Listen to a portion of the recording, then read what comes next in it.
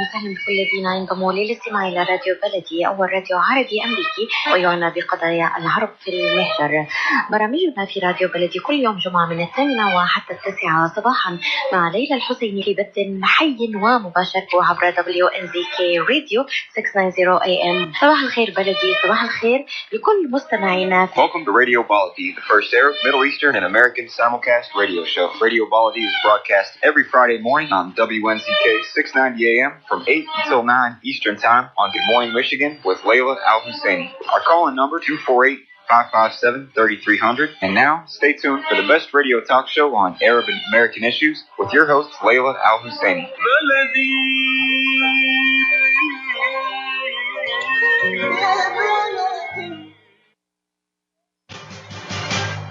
I am Atif Abdel Jawad. Join me the first Friday of each month at 8 a.m. Eastern Time.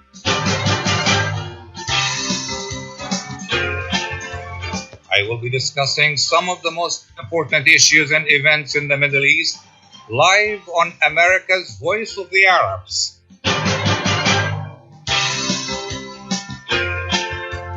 WNZK 690 AM and WDMV 700 AM.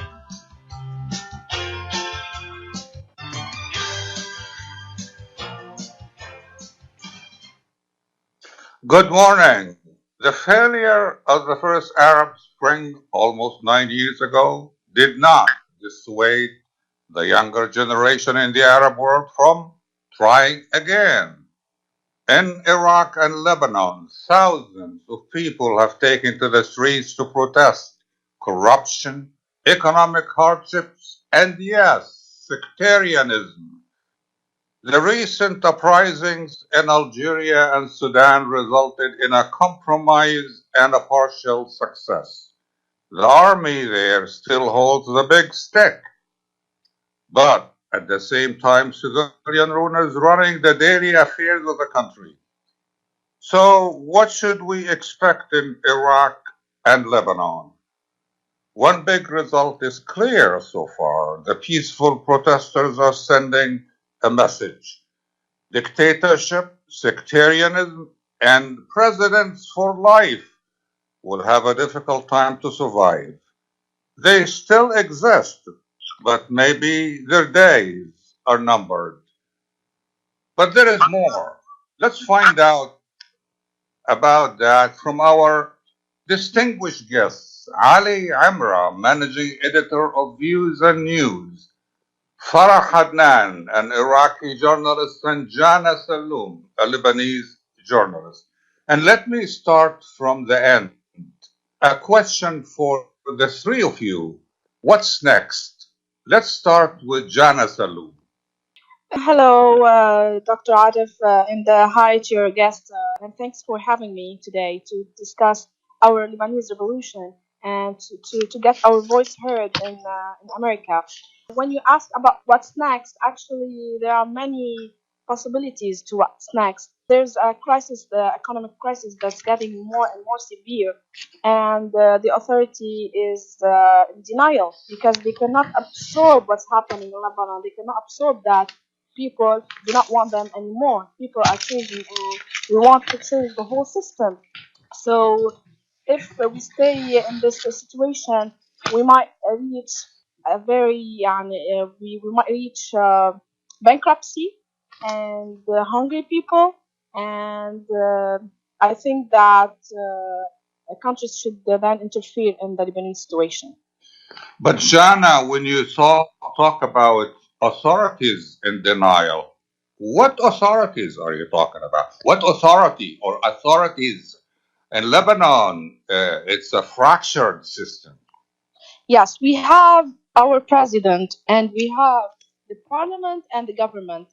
The government has resigned, and now we are calling, the Lebanese people are calling for a new technocrat government with expertise. But the authorities, I mean the parliament, the former government, the ministers, the president, are still calling for a techno-political government. So they still want to be in the government, to be in control by giving us their experts, for example, for all the sectors in Lebanon. So they want to be and to stay in the authority. The president is not calling for any earlier parliament elections. It should be the next step, actually. Okay, stay with us, Jana. We'll come back to you. But let me now go to Farah Adnan. And the same question for you, Farah. In Iraq, what's next?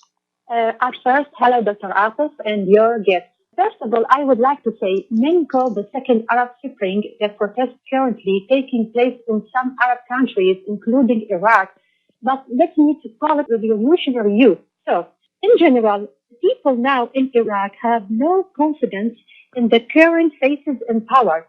Despite the resignations of Adel Abdel-Mahdi, the demonstrations are still going on because the demand of the people is clear.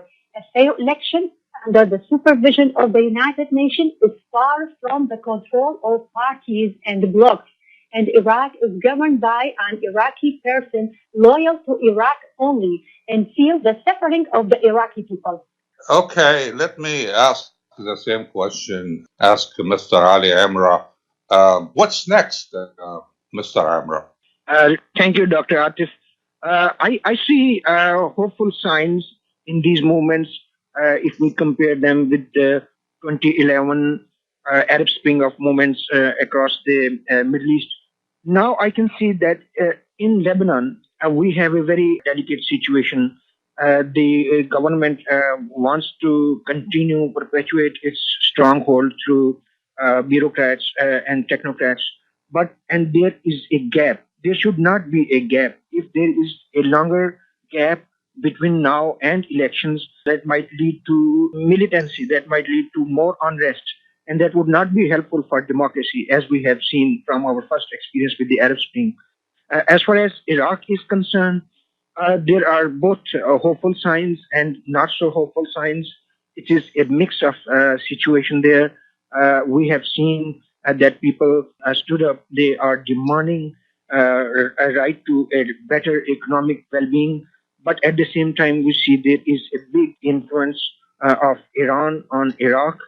So, I will refer to the example of the killing of the scholar and his wife in Basra. This is a very important factor, and there are other factors as well in Iraq.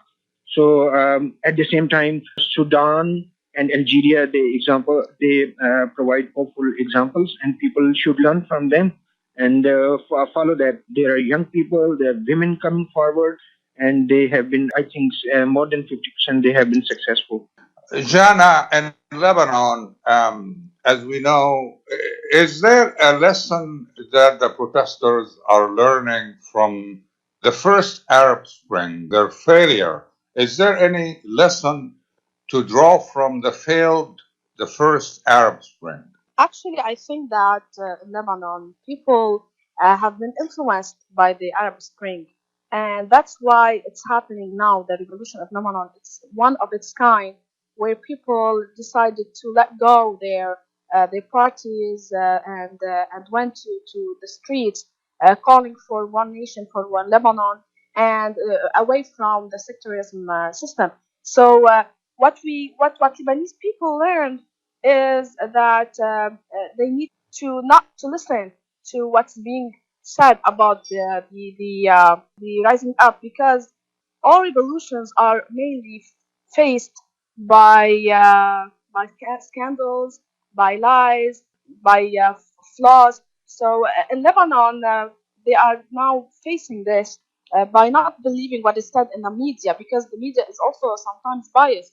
So I think this is the lesson learned now, that people are not going after any biased statements and false statements, and always one hand together. You talked about one Lebanon. Protesters are calling for one Lebanon. Tell us about the several Lebanons that you have. The what? Sorry? The many Lebanons that you have. Yes. Lebanese people were divided into parties. For the first time, let's be honest, for the first time, Shia people in Lebanon have decided to go on streets and break the taboo and to call for Lebanon and not for Hezbollah or Amal. So this helped people to believe that yes, something new is happening. Yes, Lebanese people are changing, and they do want a new Lebanon that does not follow.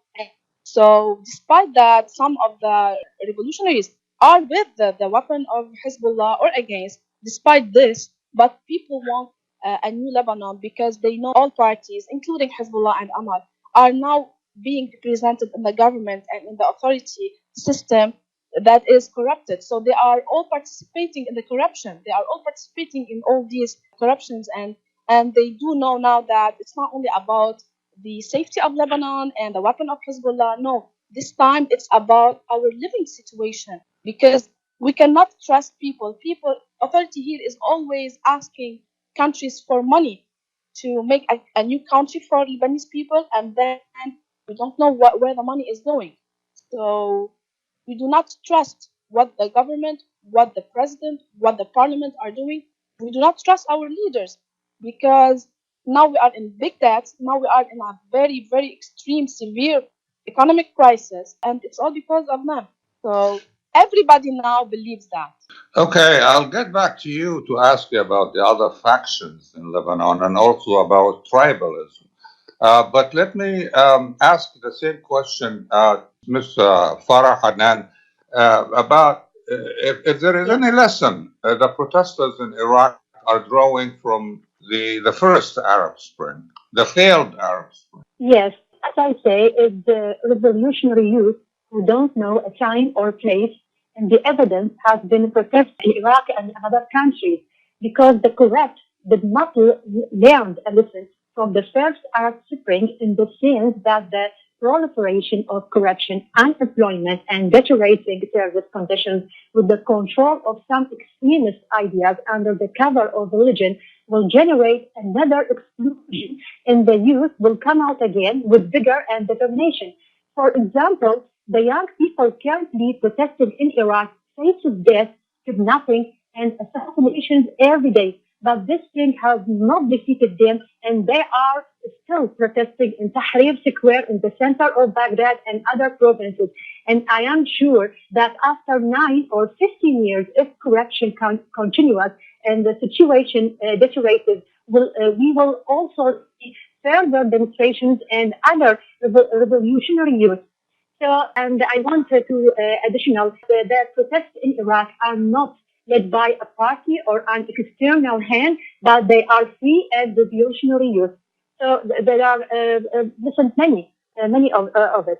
Okay, Mr. Amra, the same question for you. Are there any lessons? The current situation in both, the good point in Lebanon is that they are non-sectarian. This movement, this uprising is non-sectarian, and the people are gathering around one point, which is economic well-being of people in their search for a better economic, prosperous life.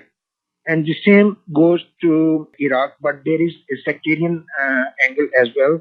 Not in the movement, not for the people. It's not a sectarian fight like we had in early part of the decade when Maliki was in power and he hurt Iraq so much with his policies. People are demanding, I think, from across the Iraqi society, people are rising up and they are demanding a better future, a better economic opportunity. That's a good point. But at the same time, there are regional forces that can inflame sectarianism in that country. So the leadership, both local and national, at national level in Iraq, that wants a better change for people, they will have to demand and focus on the point on the well-being of people. That is the point they have to focus on. When we come back after the break, we will talk about the most important grievances that protesters have. Stay with us.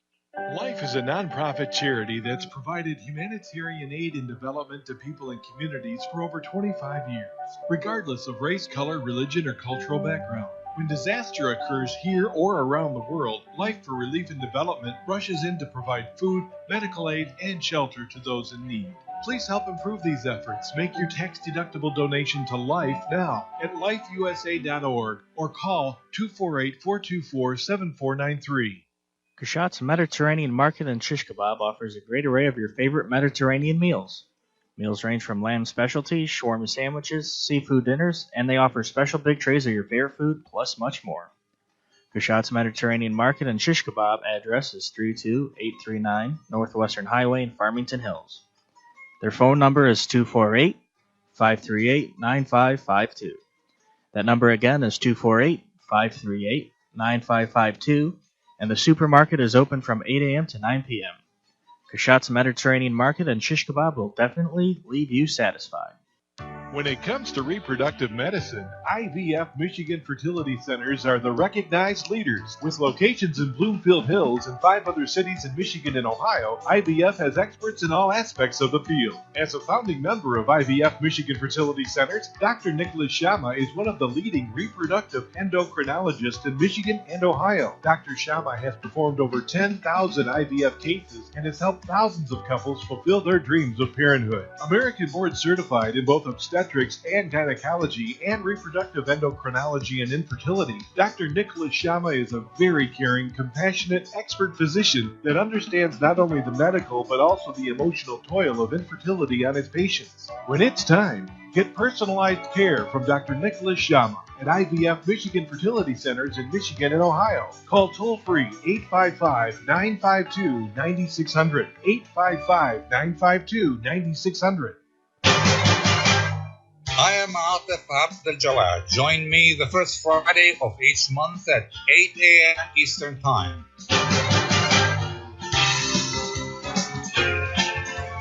I will be discussing some of the most important issues and events in the Middle East live on America's Voice of the Arabs.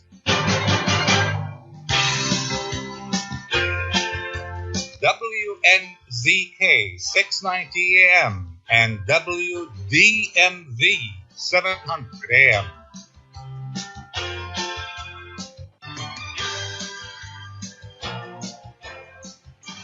Welcome back to Radio Baladi. We are discussing the second Arab Spring with a focus on Lebanon and Iraq. And we have a group of distinguished guests: Ali Amra, managing editor of Views and News; Farah Hadnan, Iraqi journalist; and Jana Saloom, a Lebanese journalist. And I would like to ask about the most important grievances that the protesters in each of those two countries have. Mr. Amra, how do you classify those grievances? What are the most important grievances in both Iraq and Lebanon? The pervasive corruption is the biggest challenge, and people realize that a lot of the troubles, like denial of democratic rights, like absence of economic opportunity, and access to better living conditions like education, health, and other facilities, they arise from corruption of the elite of the government. So, in the case of Lebanon, it's a very important moment. There's a moment of they have to look into the issues, straight. They have to take on the challenges head on. They have to be very realistic to respond to the demands of the populations. There are issues of merit, and there are issues of representation, and there are many other issues in this. And then it will take a very, very sensible approach by the leaders of this movement and all the civil society. And they will have to be very careful not to let this opportunity slip by or go away and address the real issues. In Iraq, it is the same question, but in Iraq, things have been very confusing.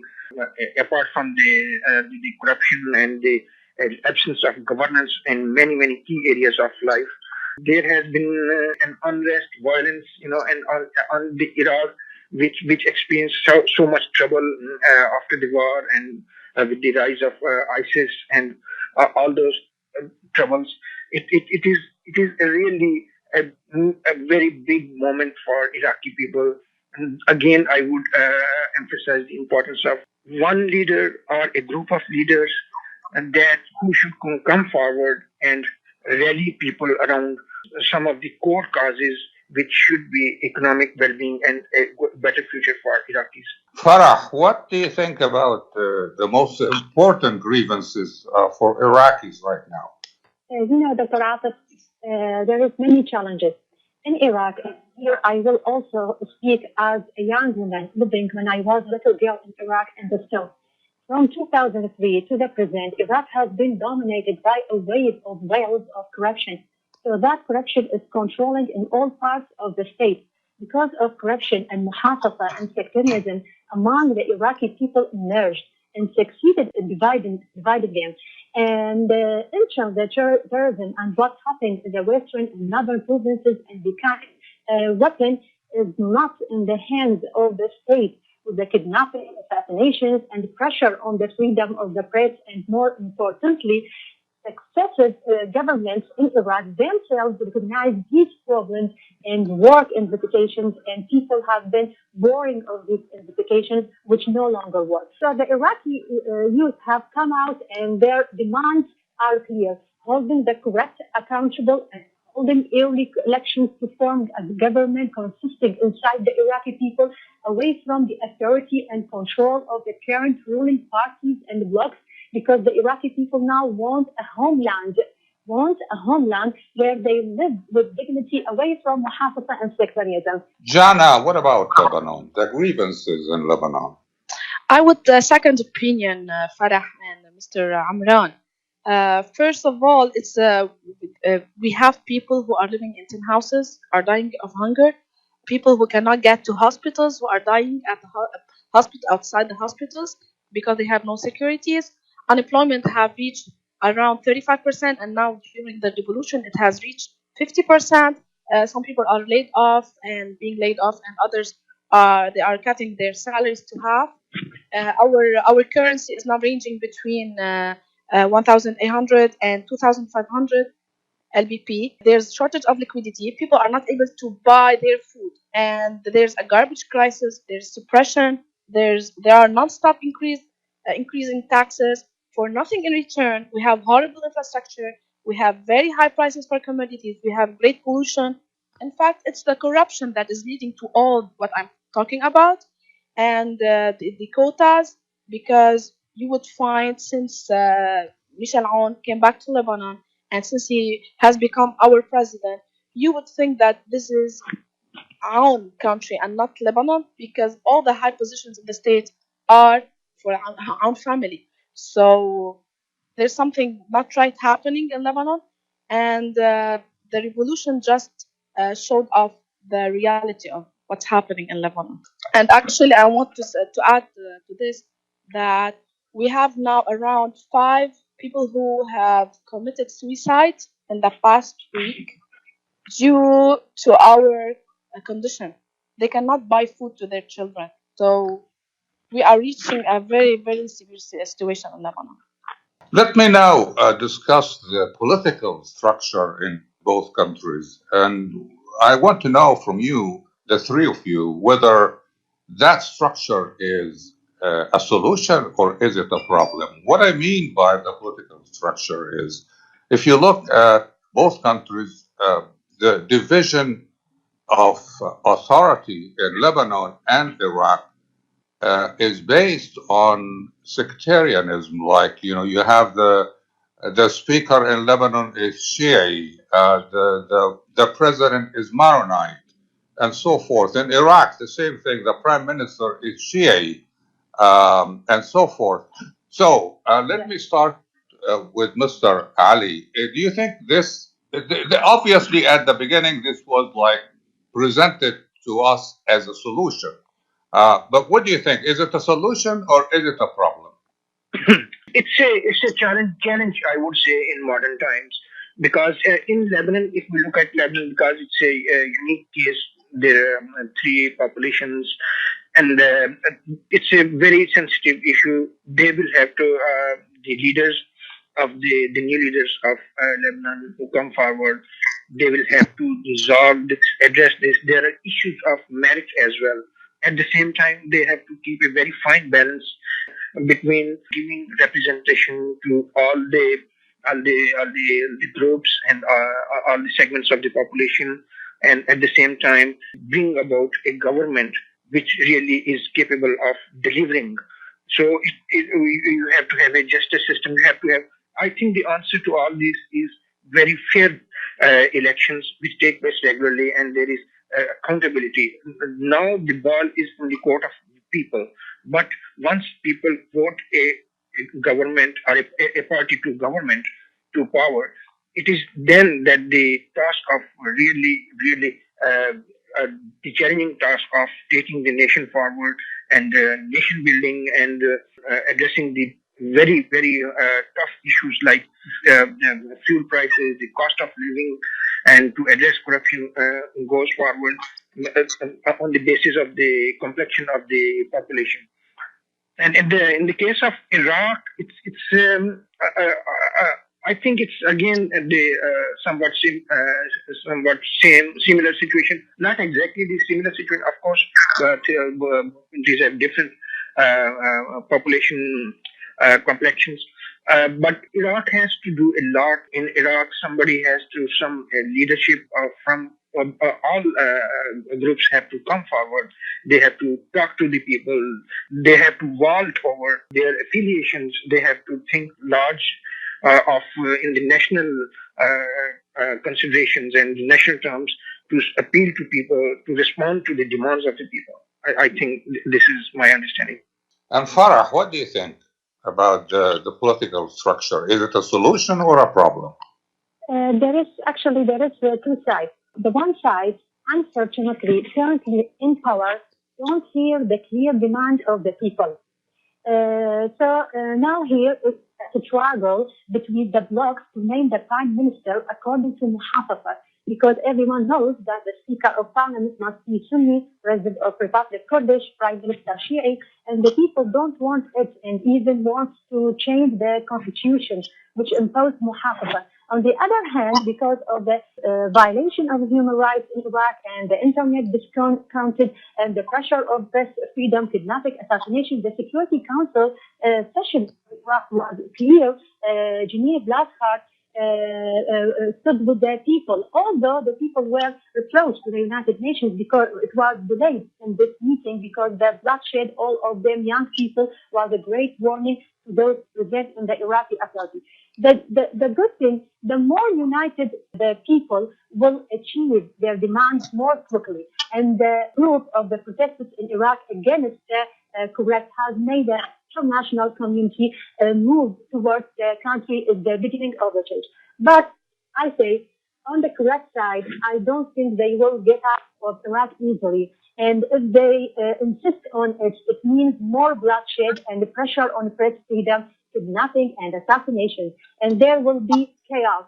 And there are who try destroying the demonstrations and taking them out of their peacefulness and intimidated them, including what happened yesterday in the cases of protesters in the Tahrir Square. And therefore, the international community will intervene with measures greater than the ultimatum. On the other hand, the Iraqi people want to achieve their aspiration for a united, free, and prosperous Iraq, and that their land shouldn't be an arena for settlement accounts. Jana, when we come back, I will ask you the same question after the break.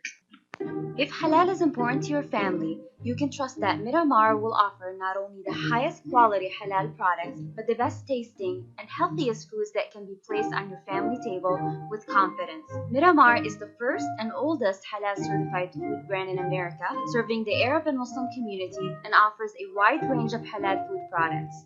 Check out Miramar's halal food selection today by visiting Miramar's exclusive distributor, Ziad Brothers Importing at www.ziad.com. When you're looking for the best in optical care, Dr. Imad Naqash is your doctor to see. With years of experience and thousands of successful procedures performed, you can trust your eyes to Dr. Imad Naqash. See Dr. Imad Naqash and his professional staff for your eye care needs. There's 2 locations to serve you. In Hazel Park, call 248-336-3937. 248-336-3937. In Rochester Hills, call 248-299-3937. That's 248-299-3937. Rahma Worldwide Aid and Development provides humanitarian aid in several countries, especially in areas inside Yemen, Gaza, Syria, Lebanon, and Jordan, in addition to others in Africa and around the world. Rahma Worldwide provides food baskets, container shipment, medical supplies, mental health care, education, orphan sponsorship, soup kitchens, and more. Go to rahmarelief.org or call 248-990-4247. Any amount donated to Rahma Worldwide will go to sustaining many lives. Call now, 248-990-4247. I am Atif Abdel Jawad. Join me the first Friday of each month at 8 a.m. Eastern Time.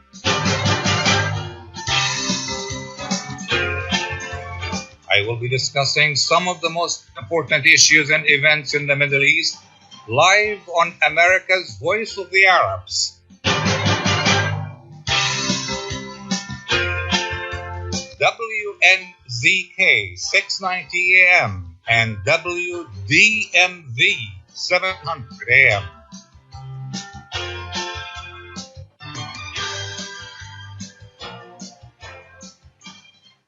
Welcome back to our discussion on Radio Baladi. We are discussing the second Arab Spring with a focus on Lebanon and Iraq. And before the break, we were talking about the political structure in both countries, Lebanon and Iraq, that is based on sectarianism. And I wonder whether the structure is the solution or is it a problem? Jana Saloom, what do you think? Actually, I would think that in Lebanon, let's talk about Lebanon experience. We had civil wars in Lebanon, and the civil war leaders have used the Ta'if Agreement in 19 to put the sectarianism system and to link it to the political structure. So we have the main foundation of Lebanon's political structure that is based on sectarianism. It's not a fixed ground, and we can say that the history proves in Lebanon, in Iraq, and in other countries that when you link sectarianism to politics, you only have corruption. And the civil war leaders in Lebanon have used sectarianism system to always try to tease their people and make them divided and to be able to control the whole country. So the solution here is not what we have now, but the solution is the civil state, which is the big demand of the revolution now. And Ali, if we look at both Iraq and Lebanon, what, in your view, do you see any differences or similarities between the two countries in terms of the movement, the protests, the grievances, the changes? What are the similarities? What are the differences?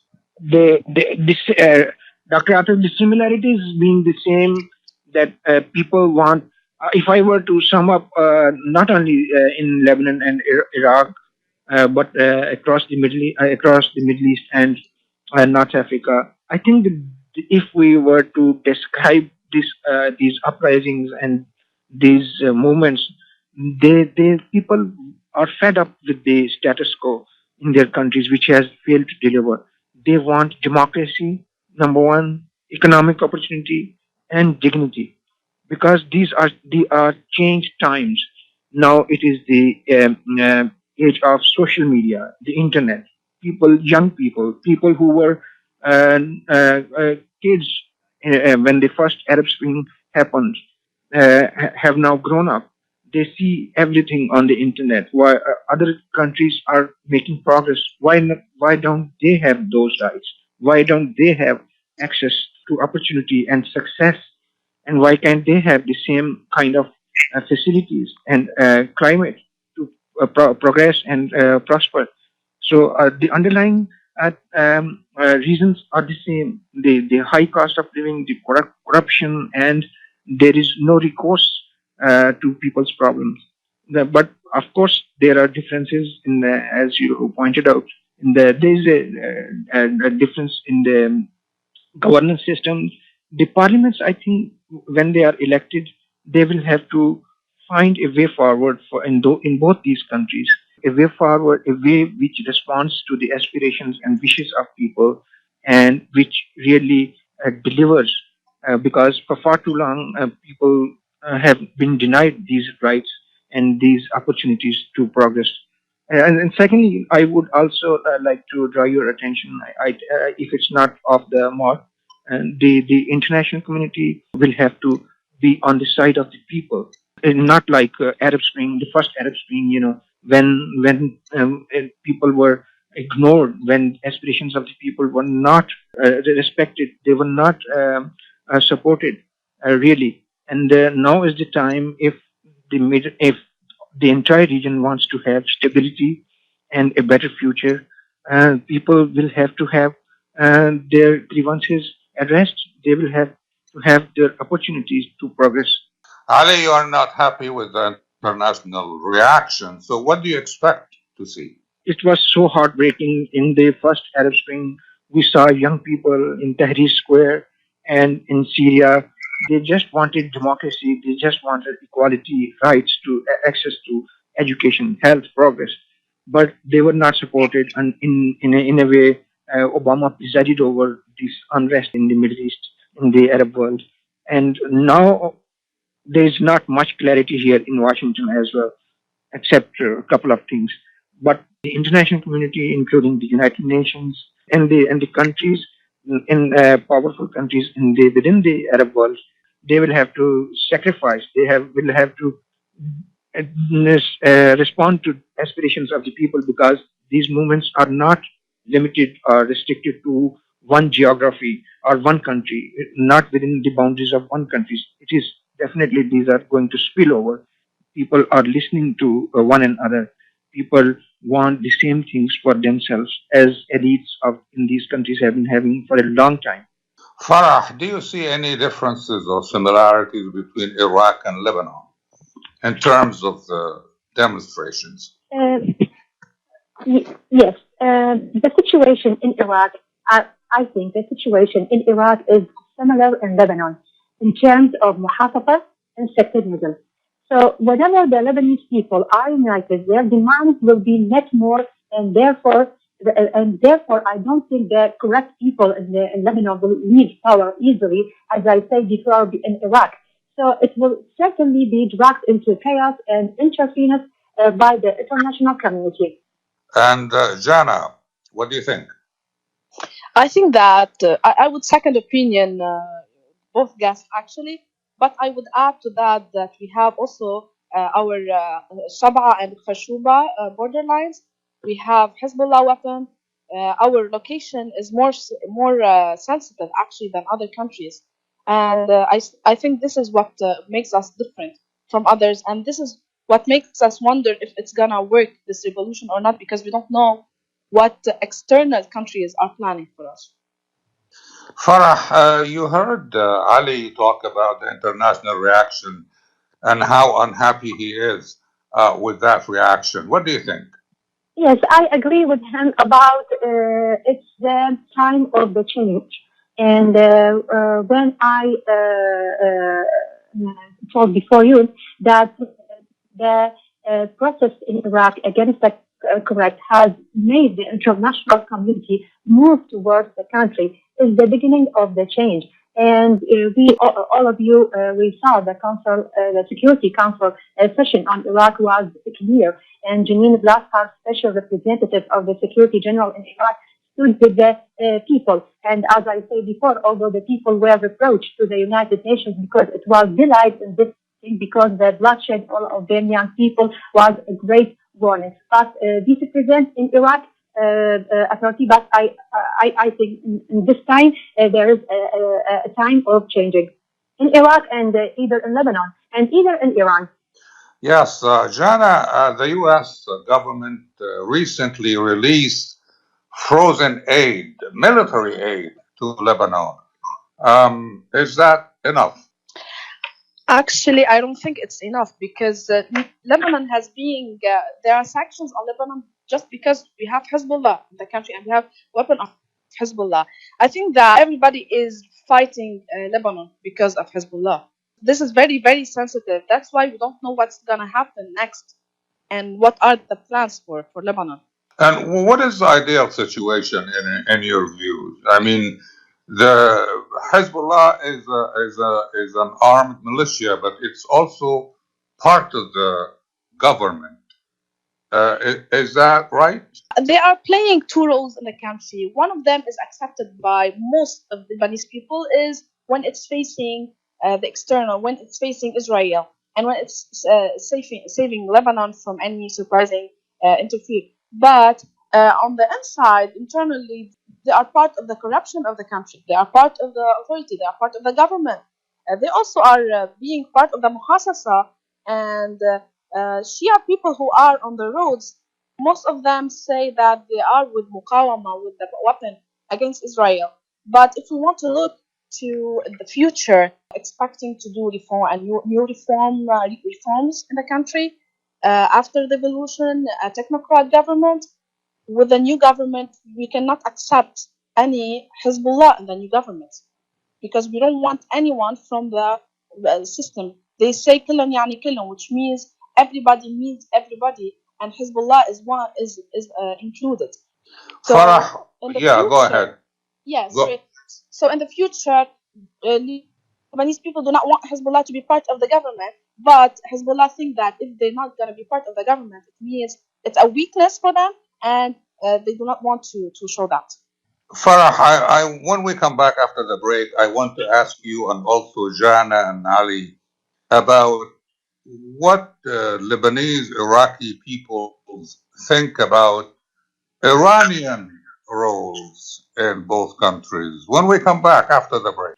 Life is a nonprofit charity that's provided humanitarian aid and development to people and communities for over 25 years, regardless of race, color, religion, or cultural background. When disaster occurs here or around the world, Life for Relief and Development rushes in to provide food, medical aid, and shelter to those in need. Please help improve these efforts. Make your tax-deductible donation to Life now at lifeusa.org or call 248-424-7493. Are you going to start a restaurant or grocery store soon? Do you need floor plans and designs? Call Naji Abood at 734-744-9796. Do you want to buy kitchen and restaurant equipment at discount prices? Call Naji Abood now, 734-744-9796. New Concept Products and Design, the trademark of kitchen equipment. 5% discount on all purchases of $75,000 or more. New Concept Products and Design, new location, 31185 Schoolcraft in Livonia. Learn more at www.newconceptproducts.com. Call Naji Abood, 734-744-9796. If halal is important to your family, you can trust that Miramar will offer not only the highest quality halal products, but the best tasting and healthiest foods that can be placed on your family table with confidence. Miramar is the first and oldest halal certified food brand in America, serving the Arab and Muslim community and offers a wide range of halal food products. Check out Miramar's halal food selection today by visiting Miramar's exclusive distributor, Ziad Brothers Importing at www.ziad.com. I am Atif Abdel Jawad. Join me the first Friday of each month at 8 a.m. Eastern Time.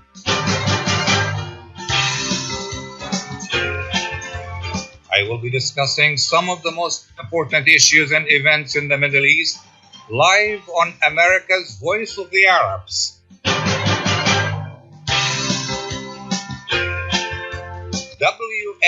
WNZK 690 AM and WDMV 700 AM.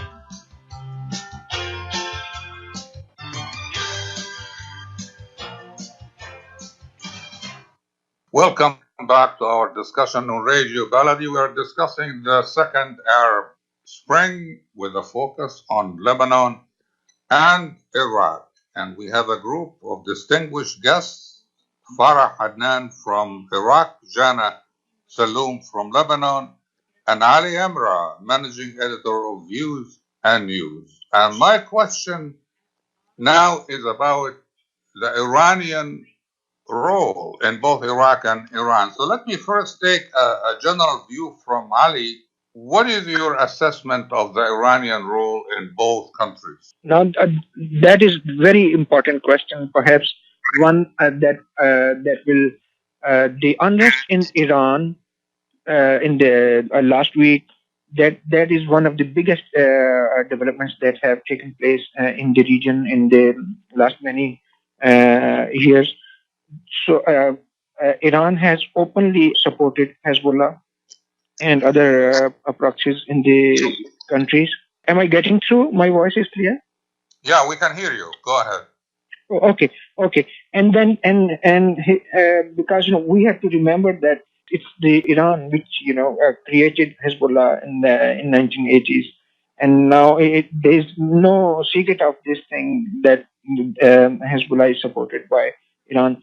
But now with the unrest in Iran and the sanctions that are squeezing Iran and people's disaffection and dissatisfaction with the status quo, the question to see is, will Iran be able to support Hezbollah and interfere and influence events in Lebanon and Iraq the same way as it has been doing in recent years? In the case of Lebanon, it's clear, and Hezbollah not only gets finances but also arms. In Iraq, Iran can have its way anyway. It can influence a population, or it can influence a group of people, some leaders in power, and then it can adopt other ways, including inciting violence.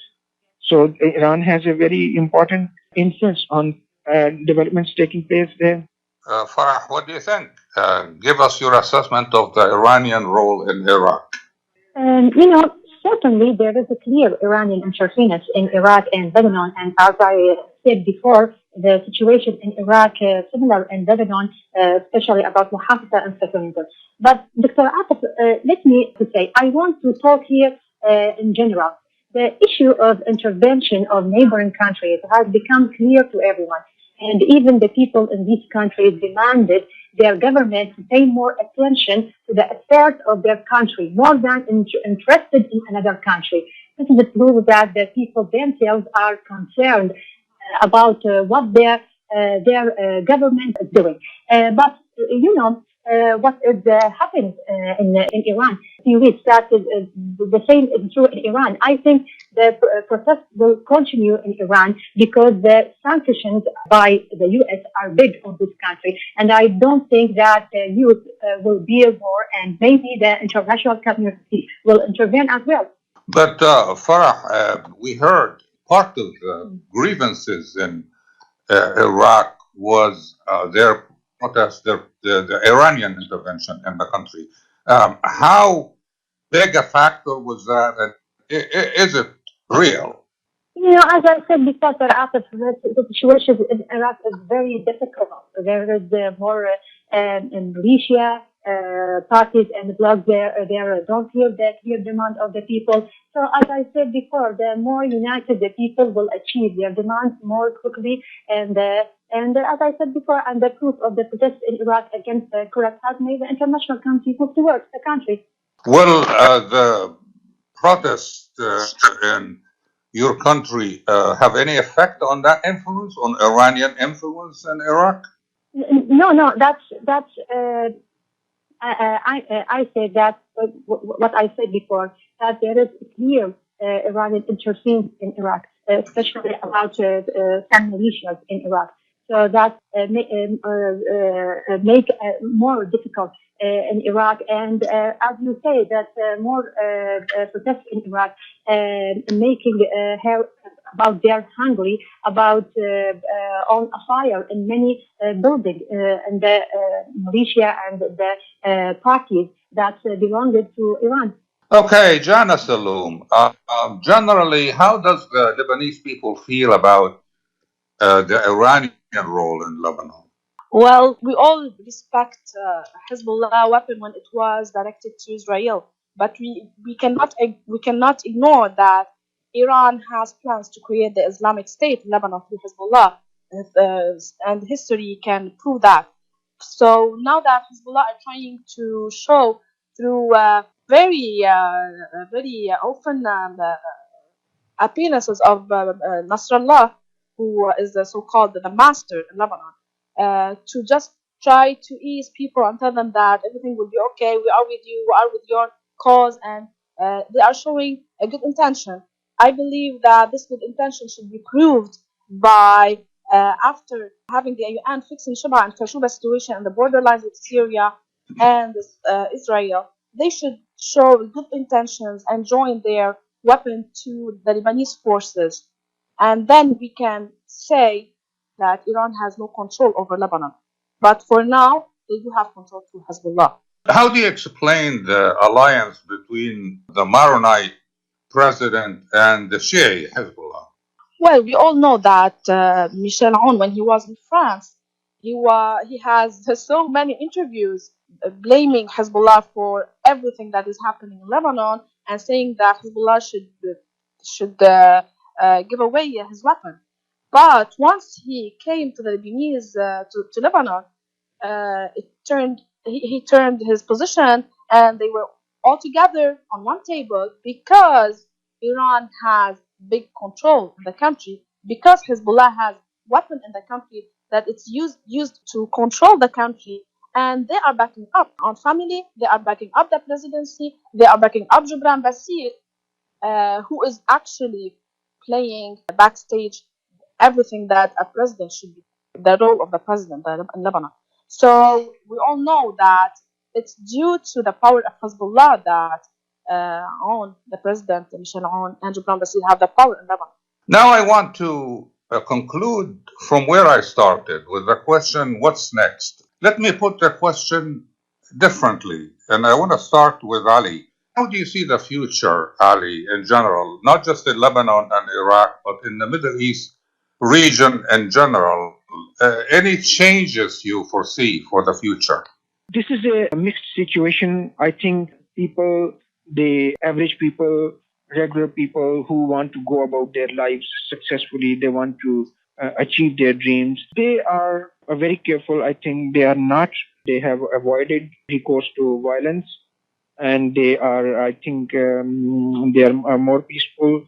But at the same time, especially in let's see the example of Sudan and Algeria, but the regimes, the governments that are in power everywhere in all of these countries in the Middle East and North Africa, and they are very entrenched forces. They will not give away their powers easily. There will have to be a consistent movement, and that the people will have to learn lessons from the first Arab Spring, in which I think the whole populations were pitched against each other in some instances, and the powers that be, they divided people, and then they used brutal force, and there was so much bloodshed.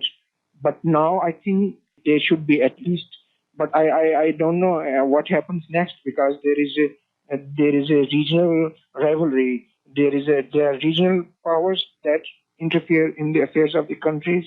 Look at the way Egypt was propped after Sisi took over. He was financed. And then we have Iran on the other hand.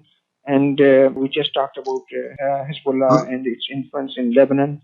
So, I mean... Okay, Ali, let me quickly move, because I'm running out of time. Let me quickly move to Farah. Are you optimistic, Farah, in general?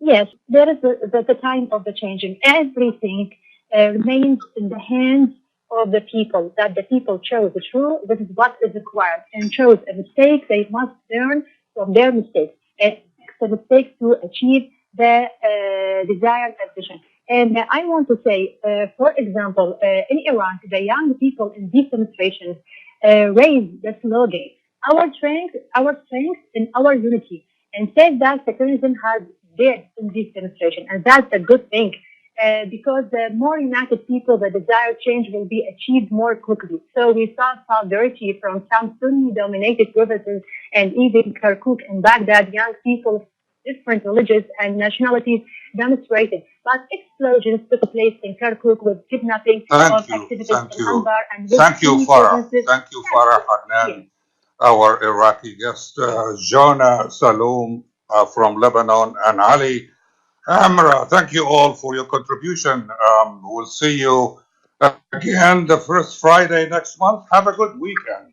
Thank you. Thank you very much. Thank you. Thank you very much.